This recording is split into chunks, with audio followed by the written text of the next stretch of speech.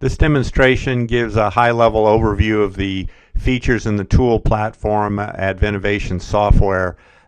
Goes kind of quick. The idea is to just give you the highlights of the capability of the system. So when you log in, you would come to a dashboard that looks like this that allows you to generate a variety of sales reports or inventory type of reports, manage your account, users, and sites, set alerts and allocation codes, manage your machines, as well as manage your products. Let's start out and look at some of the reports. One of the more popular reports is the comparative usage over time. This tends to give a high-level management view of the sales, in this case right here, year over year. You can go back in time. You can see that this particular account or organization has had a variety of accounts and been using the system for quite a number of years. You can then drill into a particular year and get quarter over quarter, month over month, week over week, even day over day. As you drill down, you can get kind of any slice of information you want. You can pick an account. Let's say we pick on our best account here. You can see they have 3 sites. You can pick a site. At El Dorado, you can see they have 1, 2, 3, 4, 5 machines. These are the daily sales of those 5 machines.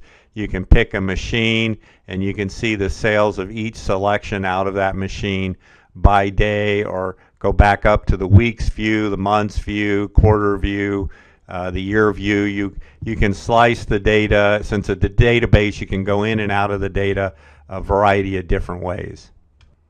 Now let's take a look at the transaction report. Here, this brings up the individual transactions. You can pick a specific account. Let's say we're going to pick Beal account.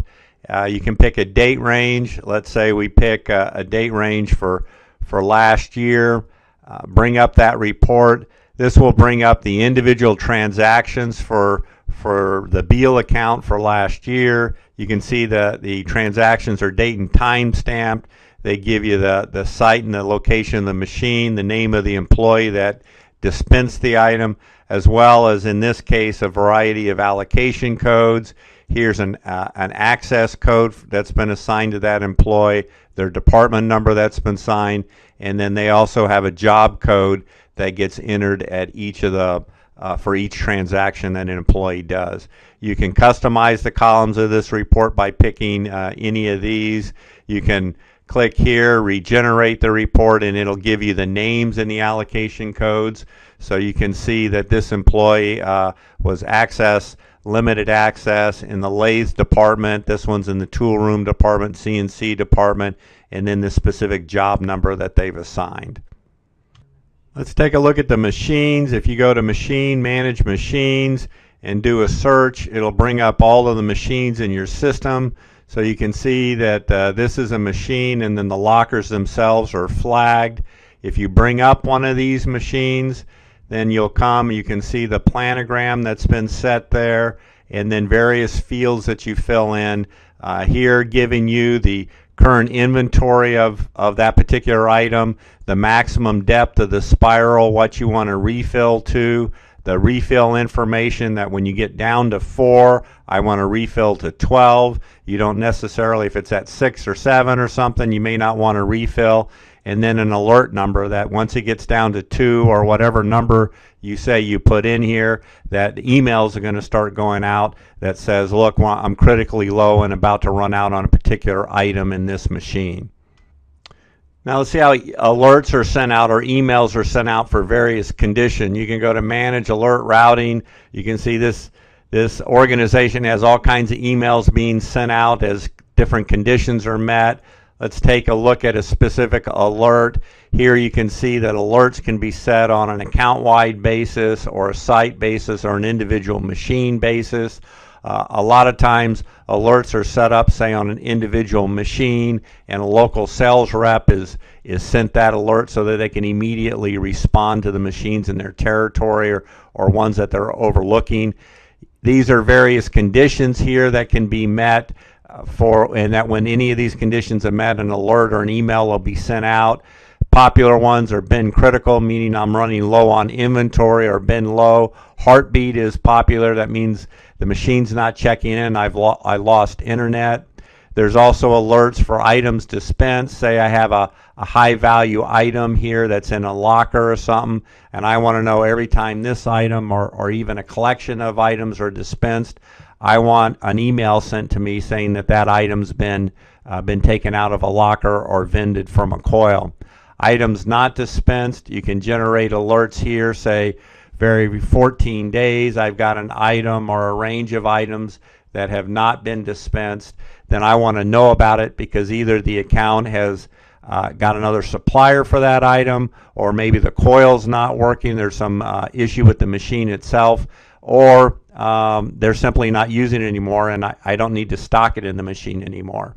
The idea with alerts then here is you can see Dodd and Eden here are going to get alerts sent to them whenever any of these conditions are met. There's an escalation feature. There's 5 levels of escalation here. If you click escalate here, you can then come in here and say, you know, if this hasn't been resolved within 8 hours, then I want the regional manager, Don, emailed and notified.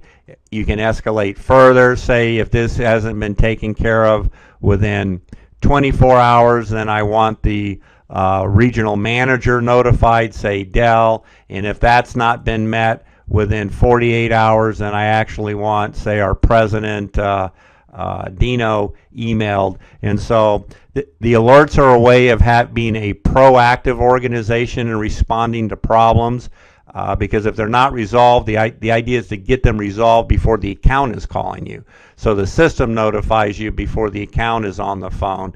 And then also it's a form of accountability because these sales reps down here then will know that if they don't get the issue resolved within 8 hours, management above them is going to be notified, and then the local people know if it's not resolved eventually, the home office or the president's going to be notified. So there's going to be a built-in urgency to get issues resolved before emails start showing up in the president's email telling him that there's issues with the machines they're overseeing. Here's the allocation code set up. You go into manage allocation codes. Each account will have different allocation codes that can be set up. Let's take a look at, say, Beal Equipment. You can see they have 3 allocation codes. You can have up to 5 allocation codes. Here you can see they've got a job number that gets entered at the machine, and in the department and an access code that are then assigned at the time of the transaction.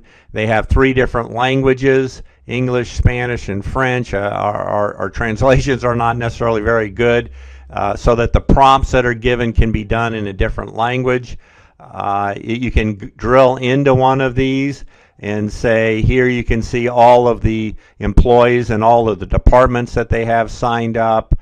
You can drill in, let's go back to Beal here, drill into, say, the access allocation code. They have a full access and a limited access.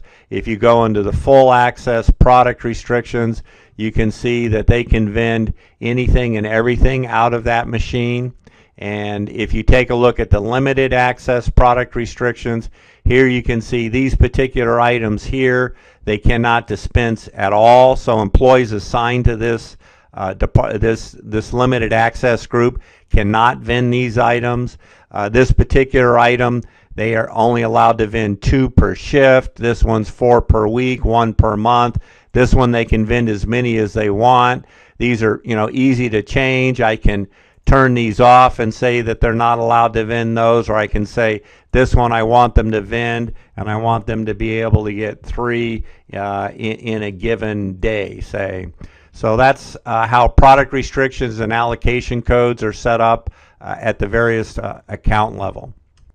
When an account is created, we spawn a website specifically for that account. So when that account logs in, then they're only able to see the information that pertains to their specific account and not other accounts that you have in the system. So for example, if you go to the report usage summary, this is at the org level, so this is your level that you would see everything. You generate a report for last year. You can see all of your accounts. that you dispensed 175,000 items out of those accounts, those machines, for a total of 2.5 million. So you can see this organization has quite a number of machines out there. So when your account logs in, so let's say we bring up the Spawned website, let's say we bring up Beal Equipment. So when someone at Beal Equipment logs in, you can see up here they have their own website. So now when they come and they do report usage summary for last year, they're only going to see the sales that they have at their specific account. Now they can drill into this and they can see a breakdown of their two machines and then the activity at a specific cutting tool machine here and the details of what the sales were last year.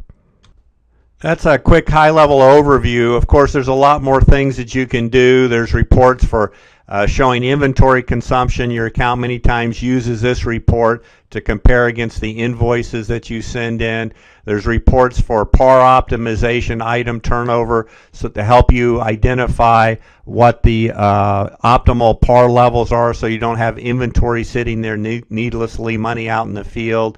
There's also restock reports that you generate to identify the pick list and what a given machine is needed to restock, which then typically gets used for invoicing purposes if it's an account that owns the inventory. If it's an account that's doing item consignment inventory, then typically you take a look at what the usage was and then generate it for a specific period and use that as your invoicing.